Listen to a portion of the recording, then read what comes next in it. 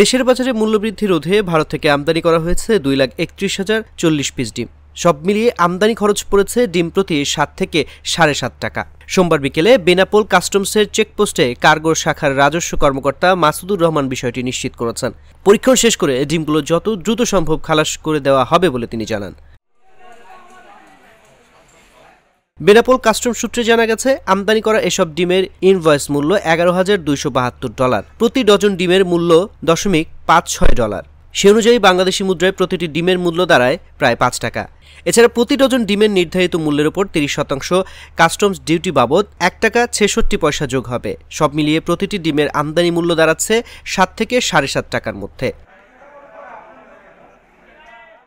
ঢাকার হাইড্রোল্যান্ড সলিউশন নামের একটি প্রতিষ্ঠান এই ডিম আমদানি করেছে। এসব ডিম রপ্তানি করেছে ভারতের শ্রীলক্ষ্মী এন্টারপ্রাইজ নামের একটি প্রতিষ্ঠান। আমদানিকারকদের পক্ষে ডিমের চালানটি ছাড়করণের জন্য বেনাপোল কাস্টমস হাউজে কাগজপত্র জমা দিয়েছে স্থানীয় C&F এজেন্ট রাতুল এন্টারপ্রাইজ।